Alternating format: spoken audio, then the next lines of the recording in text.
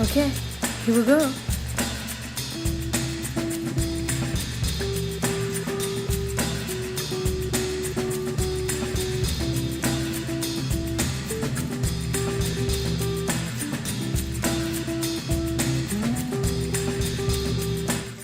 Salut tout le monde, alors c'est ma première vidéo sur YouTube, j'espère que ça va vous plaire.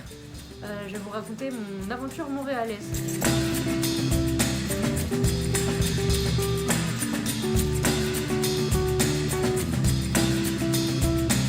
J'ai habité 1 an à Montréal, c'était dans le cadre d'un PVT, donc un permis vacances-travail. Je suis toujours au Canada actuellement, je suis juste plus à Montréal, mais ça ce sera pour un prochain épisode. Donc mon aventure montréalaise a commencé le 17 octobre 2019. C'était le grand jour de mon départ, le jour où je décidais de tout quitter pour partir à Montréal.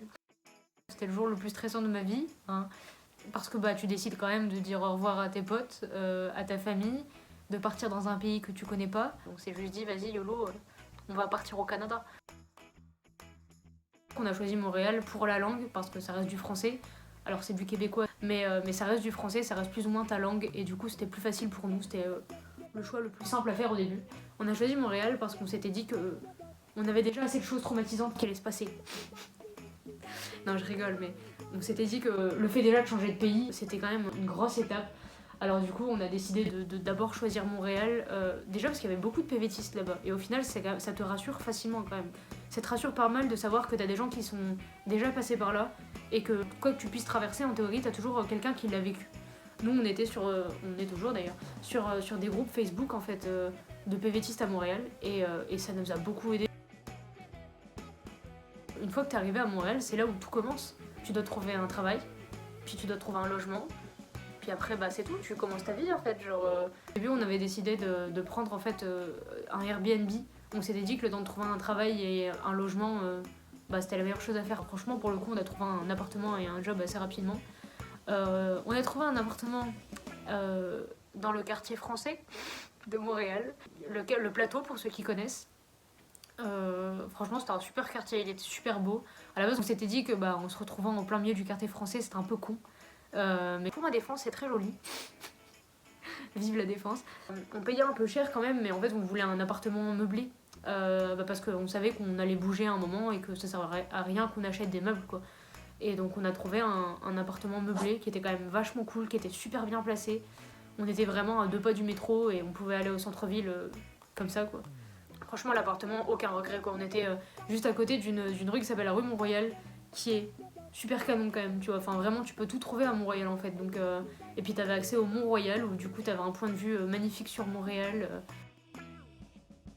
Quand t'arrives à Montréal, que ça y est, t'as ton travail, t'as ton appartement, au début on va pas se le cacher, il faut que tu remettes des sous de côté. Parce que tous les sous que t'avais mis de côté pour ce voyage, à part si t'en as mis beaucoup et je te le souhaite, moi j'avais mis juste le strict minimum qu'il fallait pour passer la frontière, tu vois. Sauf que du coup, t'es pauvre en fait. Entre les semaines de Airbnb, les courses que tu dois faire, où en plus au début tu connais rien, alors tu vas dans le premier IGA que tu croises. En fait, t'es vraiment un noob. Tu dois tout apprendre depuis le début. Faut que tu recommences de zéro, quoi. C'est comme si t'étais un enfant encore une fois et que tu devais tout réapprendre. Donc en fait, au début, pour ma part en tout cas, j'ai pas tout de suite voyagé, quoi.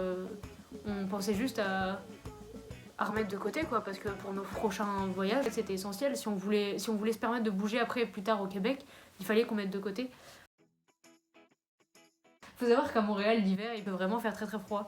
Je crois que le plus gros qu'on ait eu nous c'était moins 31 je crois, un truc du genre, un matin. Et on va pas se le cacher, moins 31 c'est froid. Tu ressembles à un bilan d'homme, hein, clairement, avec ton manteau, tes gants, ton écharpe, ton bonnet, tes chaussures moins 30, ton sous-pantalon avec ton double pantalon. Franchement, en fait, à la fin, on te reconnaît plus. Tu reconnais les gens juste avec la couleur de leur bonnet, la couleur de leur manteau, quoi. Clairement, tu vois même plus une once de leur visage, quoi. Moi, les premières fois qu'il y a neigé, j'étais folle, tu vois. J'étais là en mode, mais c'est génial, il neige et tout. En plus, c'était pas de la petite neige, c'était les gros flocons, là, que tu vois jamais, en fait, en France. En tout cas, chez moi, je les voyais pas. Moi, je vois la partie jolie de la neige. Eux, ils voient la partie où, en fait, ils doivent aller au travail. Mais du coup, avec la voiture, c'est chiant. Et puis quand je te dis qu'il faut déneiger ta voiture, c'est que tu as de la neige là-dessous. C'est pas les 2 cm de neige qui bloquent le trafic à Paris, tu vois. Non, non. On a été patiner. Alors, moi sur des patins, c'était assez drôle à voir. Je vais jamais patiner de ma vie. Donc je t'avoue que la première fois que j'ai chaussé mes patins quand même c'était assez drôle à voir. J'ai failli tomber 25 fois. Au final tu penses que t'apprends mais quand je regarde les vidéos je me dis que mon aisance n'était pas celle que je pensais dans ma tête, tu vois. Je pensais avoir beaucoup de style. Ah bah pas du tout. Hein. Quand tu vois des petits gamins de 7 ans à côté de toi qui te dépassent et qui vont super vite et puis qui font des dérapages trop stylés. Et puis tu vois moi, tu te dis oh, c'est compliqué quand même.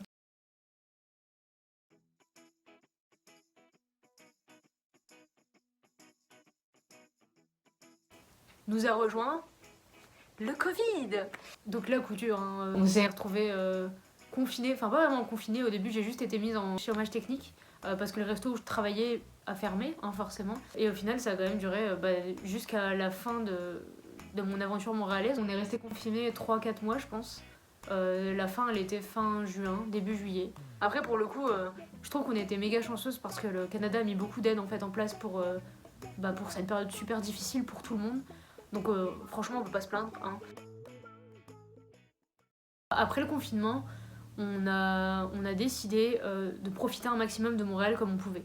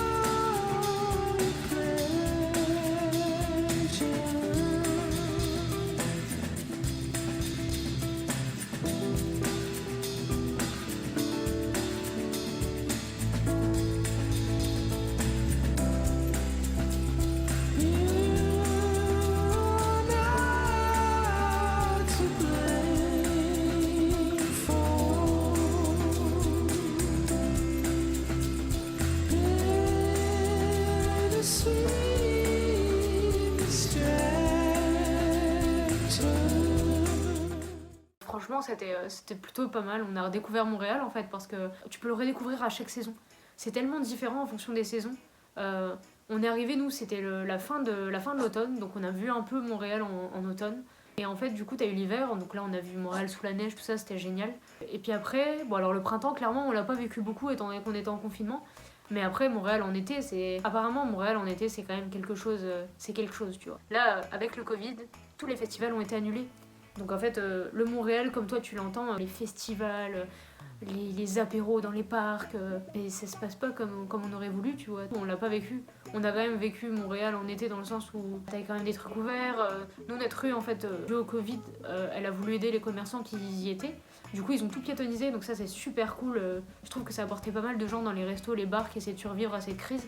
Et puis franchement, ça mettait une ambiance plutôt sympathique quand même, quoi. On a quand même réussi à s'amuser comme on pouvait, quoi. Mais c'était pas un été à Montréal normal, quoi.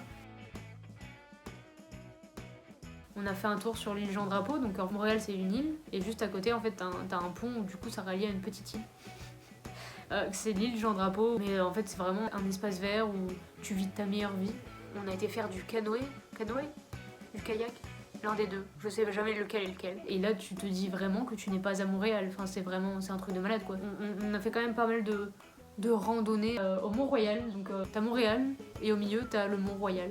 Un endroit comme ça tout vert et tout au milieu d'une ville, c'est vraiment génial, c'est super sympa.